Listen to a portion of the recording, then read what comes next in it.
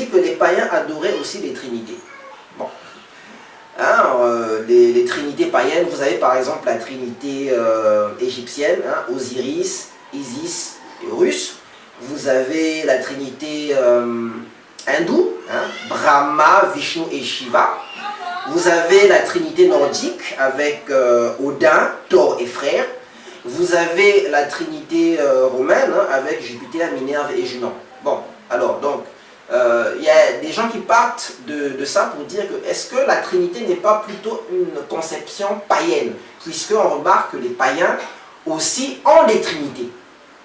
Et vous allez même voir, hein, les détracteurs de l'enseignement sur la Trinité vont même vous montrer des images, des photos, là où on voit 3 dieux et tout. Bon, le problème c'est qu'en fait, si vous regardez dans le dictionnaire, vous allez voir que il y a déjà le mot Trinité, il y a Trinité avec T majuscule, qui est le concept, qui est l'enseignement biblique, et Trinité avec petit t. Mais dans le cas des païens, de ce que les païens font, c'est pas exact, c'est pas tout à fait des trinités. En fait, c'est pas une trinité en tant que telle. Le mot qui cadre le mieux avec ce que faisaient les païens, c'est le mot triade.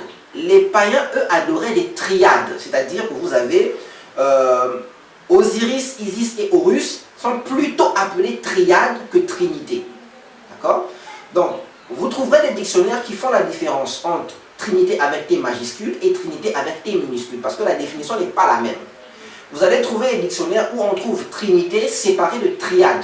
Mais en tout cas, ce qui est sûr, c'est que les triades païennes n'ont absolument rien à voir. Absolument rien à voir avec la Trinité biblique.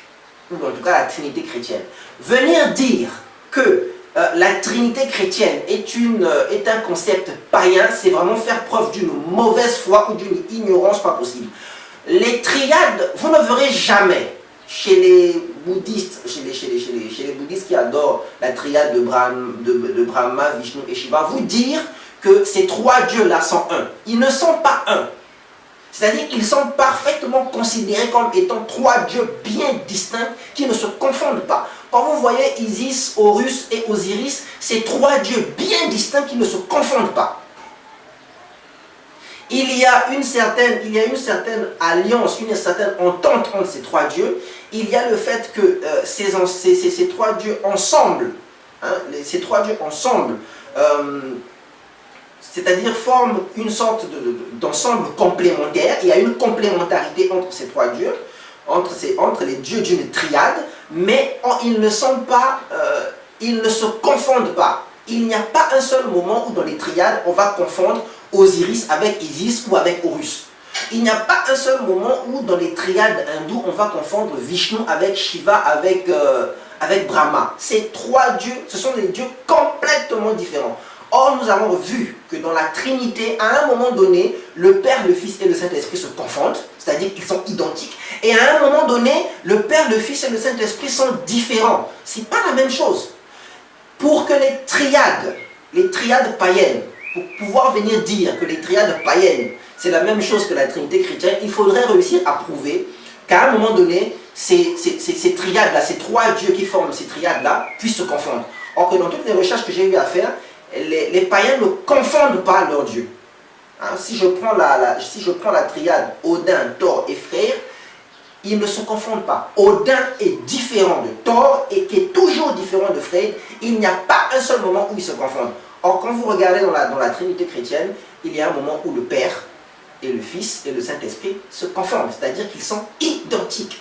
Il y a un moment où ils sont distincts, il y a un moment où ils se confondent. Comment est-ce que le Dieu biblique fait ça? Je ne sais pas. Mais en tout cas, c'est la raison pour laquelle le Dieu biblique, on l'appelle le Tout-Puissant, parce qu'il est capable de faire des choses qui nous dépassent complètement. Donc, il faut cesser, il faut arrêter de confondre la Trinité chrétienne avec les triades païennes, parce que dans les triades païennes, à aucun moment les dieux qui constituent chacune de ces triades ne sont identiques. Ce qui n'est pas le cas de la Trinité chrétienne. Dans la Trinité chrétienne, le Père, le Fils et le Saint-Esprit sont un seul Dieu. À un moment donné, ils sont complètement identiques, ils se confondent. À un autre moment donné, ils sont distincts. Donc voilà ce que je voulais dire ce que je pouvais répondre par rapport à la question des trinités et des triades. Bon, je voudrais aussi rajouter quelque chose parce qu'il y a un détail que je dois donner. Écoutez, c'est pas parce que aussi une notion qui est dans le christianisme apparaît chez les païens que cette notion-là est mauvaise. Je dis souvent que ce n'est pas parce que je veux voir un jour le diable en train de lire la Bible que je vais cesser de lire la Bible. D'accord? On ne fait pas la volonté de Dieu ne se discerne pas en regardant ce que le diable fait ou ce que les païens font. C'est pas en regardant ce que les païens font ou le diable fait qu'on va déterminer que non, c'est ça c'est la volonté de Dieu. Donc, je répète, c'est pas parce que vous allez voir le diable lire la Bible que vous allez dire que comme le diable lit la Bible, voilà, lire la Bible c'est diabolique. Parce qu'il y a beaucoup de chrétiens qui raisonnent comme ça. Hein? Ce n'est pas parce que vous allez voir les païens faire telle ou telle activité que vous allez vous dire, bon, comme les païens font ceci ou cela, donc nous les chrétiens, c'est pas comme ça qu'on détermine la volonté de Dieu. C'est vrai que la parole de Dieu nous dit que de ne pas nous conformer au siècle présent, mais elle précise que notre intelligence doit être renouvelée.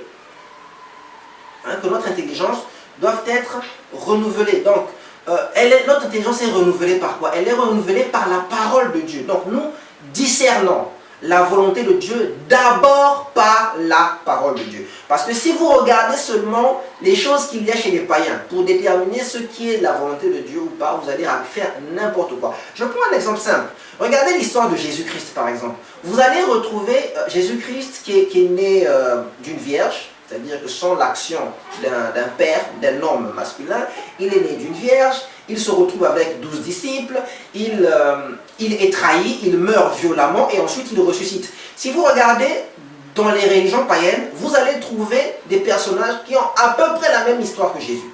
Hein, on dit par exemple que Horus a la même histoire que Jésus. Lui aussi, il est conçu de manière un peu extraordinaire, hein, sans forcément qu'il y ait acte sexuel, même si dans ça on pourrait en douter un peu quand on regarde l'histoire, mais c'est une conception à peu près approximativement virginale. Vous regardez Krishna par exemple, hein, vous allez voir Krishna a à peu près la même histoire. Donc si vous regardez seulement les points communs, j'ai même vu une vidéo comme ça sur internet où il y avait une personne qui prétendait que bon voilà, l'histoire de Jésus c'est de la mythologie, ça a été inventé, hein, ça a été basé sur, c'est une histoire fabriquée qui s'est basée sur les histoires des peuples païens. Bon, ça c'est n'importe quoi, il suffit d'aller sur Wikipédia ou d'acheter une encyclopédie pour voir qu'il y a bel et bien existé un personnage historique qui s'appelle Jésus-Christ, hein, qui est mort et qui est ressuscité, voilà. Même si c'est quelque chose de difficile à accepter pour les païens, il y a bel et bien eu un personnage appelé Jésus-Christ qui avait des disciples et à qui on attribue la paternité du christianisme. Donc, vous voyez, vous basez seulement sur le fait que dans telle religion qui est païenne, on trouve la même notion que dans le christianisme, donc ça veut dire que cette notion-là est païenne. Si vous entrez dans ce chemin-là, ça va vous amener loin. Ça va vous amener très loin et vous allez vous éloigner de la foi chrétienne. La volonté de Dieu se discerne par rapport à ce qui est écrit dans les Écritures. La volonté de Dieu ne se discerne pas par rapport à ce que font les païens, par rapport à ce qu'ils ne font pas. Ok?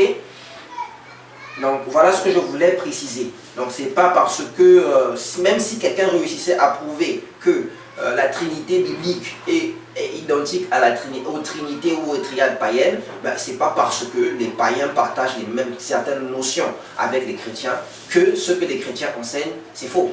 Hein? Donc, ou c'est païen ou il faut le mettre de côté. Ça, c'est un raisonnement qui ne vient pas de Dieu. Si vous êtes chrétien et vous appliquez ce type de raisonnement, dès que je vois un païen faire quelque chose, ou dès que je vois le diable faire quelque chose, donc ça veut dire que ce n'est pas la volonté de Dieu, et bien très bien, le jour où vous verrez le diable lire la Bible, vous cesserez de lire la Bible, tranquillement.